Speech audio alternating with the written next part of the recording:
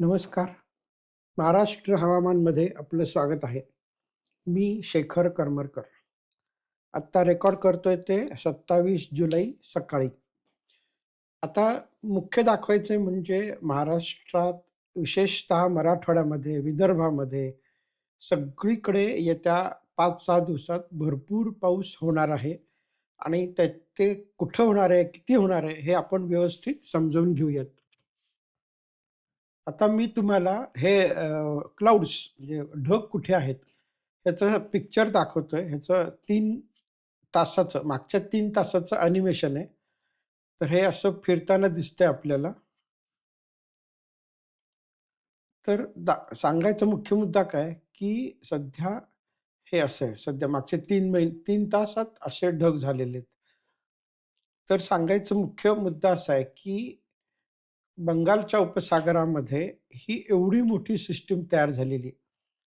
खूपच मोठी आहे ही. कारण मान्सूनचं जे वारं सोमालियाकडनं येतं, ते आता तैवानकडं जात नाहीये.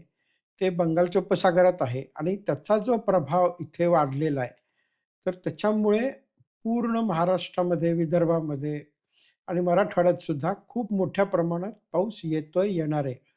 आता गुजरातमध्ये सुद्धा व्यवस्थित ढग आहेत. तिथे खूप मोठ्या प्रमाणात पाऊस सुरू आहे. पूरही बऱ्याच ठिकाणी आलेले आहेत. तर आता तुम्हाला मी एक-एक व्यवस्थित समजावून सांगतो. आता इथे आपण बघू शकतो, की हे प्रेशर लाईन्स आहेत. तर इथे म्हणजे थोडं झूम इन करून दाखवतो. तर बंगालच्या उपसागरात कलकत्त्याच्या जवळ साधारण लो प्रेशर तयार झालंय म्हणजे सायक्लोनच मोठ्या प्रमाणात तयार झालाय आणि आता पूर्ण वारं सोमालियाकडून येणारं हे बंगालच्या उपसागरातच जातंय, फिरतंय आणि त्याच्यामुळे विदर्भ, मराठवाड्यामध्ये खूप मोठ्या प्रमाणात पाऊस होणार आहे. हे 3000 फूट उंचीवरचं वारं आहे. तर इथे खूप वेग आहे त्याचा. हे जांभळं-जांभळं दिसतंय ते खूप मोठं वारं आहे. हे इथून पूर्ण जाऊन हे इथं पसरतंय. म्हणजे हे पूर्ण पट्टा हा खूप मोठ्या वाऱ्याचा आहे सगळीकडे आणि त्याच्यामुळे हे वारं विदर्भामध्ये खूप मोठ्या प्रमाणात येतंय, मराठवाड्यामध्ये मोठ्या प्रमाणात येतंय आणि तिथे खूप चांगला पाऊस येणार आहे आता. आता येत्या 5 दिवसामध्ये जे काही पाऊस होणार आहे महाराष्ट्रामध्ये, तर आपण इथं बघू शकतो, की जवळ-जवळ सगळा महाराष्ट्र रंगीत आहे. म्हणजे रिकामा भाग जवळ कुठंच राहिलेला नाहीये.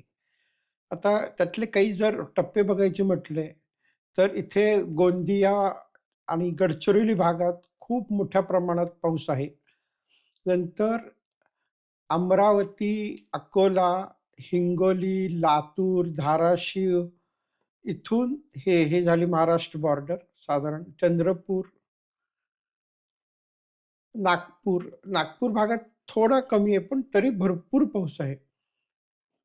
नंतर इकडे जर आपण बघितलं तर छत्रपती संभाजीनगरच्या भागात व्यवस्थित पाऊस आहे.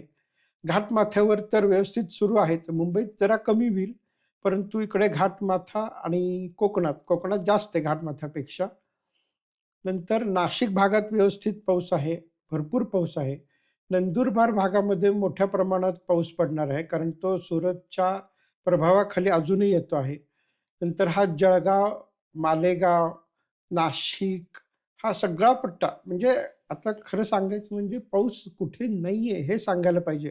एवढा पाऊस सगळीकडे पडणार आहे आणि जो भागात आत्तापर्यंत दुष्काळी आपण म्हणतोय, तर ते नगर जिल्ह्याचा भाग, नंतर मराठवाडा, सोलापूर विशेषतः, तर तिथे सुद्धा व्यवस्थित पाऊस आहे आणि इथं जो दुष्काळी भागातला सगळ्यात कोर भाग म्हणतो आपण, तिथे सुद्धा पाऊस पडणार आहे. आता किती पाऊस पडणार आहे ते मी सांगतो. साधारणतः अंदाज घेऊ आपण. तर गोंदिया भागामध्ये म्हटलं तर 150-150 मिलीमीटर हा पाऊस अपेक्षित आहे. म्हणजे हे लाल जे दिसतंय ते तिथे 100 मिलीमीटरच्या वरतीच पाऊस अपेक्षित आहे. काही-काही ठिकाणी 150 मिलीमीटरपर्यंत.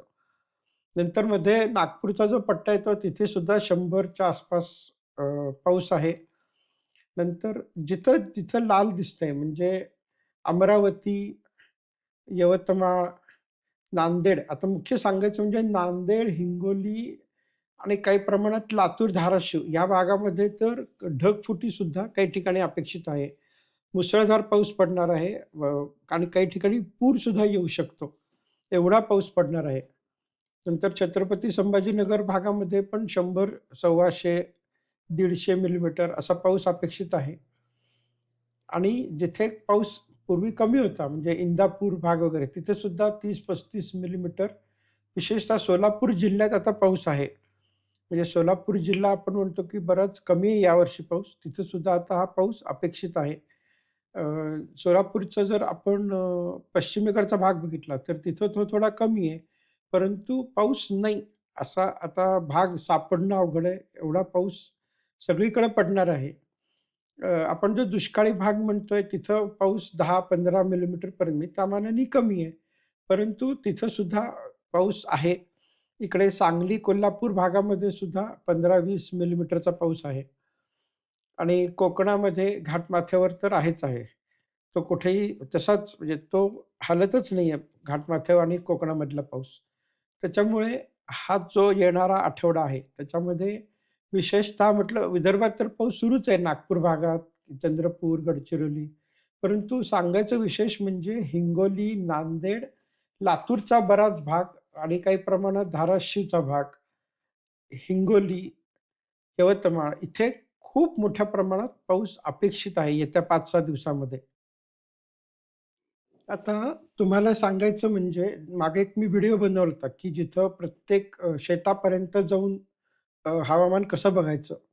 तर अजून एक वेबसाईट आहे त्याची मी आता थोडक्यात माहिती देतो आणि बाकीचा एक डिटेल व्हिडिओ त्याच्यावरती मी लवकरच बनवीन.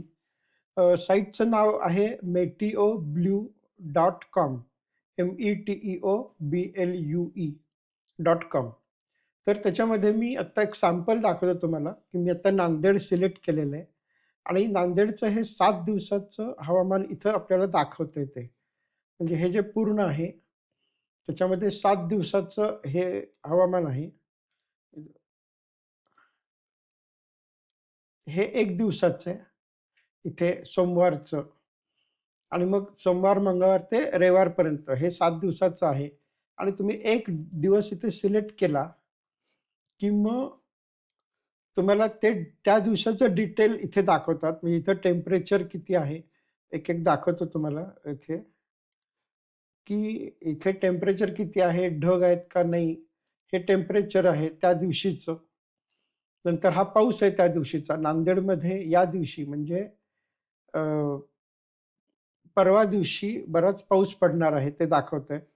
पाऊस कुठून येणार आहे, टेम्परेचर, ह्युमिडिटी, वारं हे सगळं व्यवस्थित दाखवतं ह्याच्यामध्ये.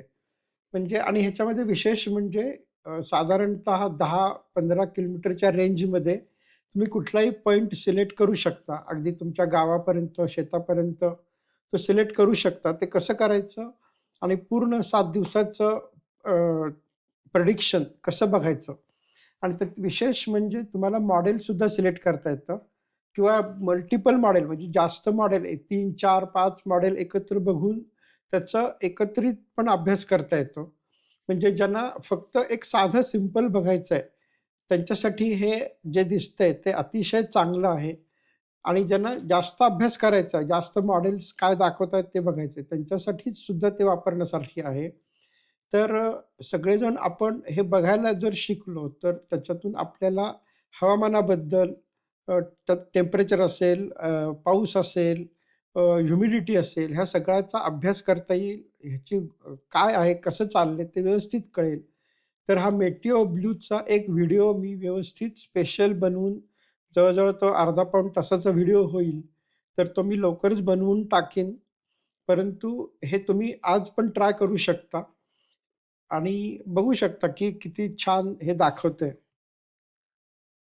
तर थोडक्यात येत्या 5 दिवसामध्ये म्हणजे 27, 28, 29, 30 आणि 31 महाराष्ट्रात भरपूर पाऊस आहे.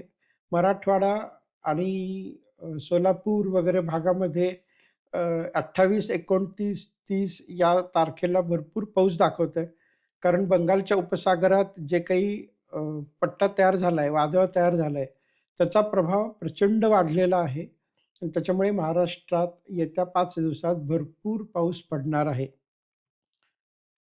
तर आता आपण उद्या भेटूया. तोवर नमस्कार.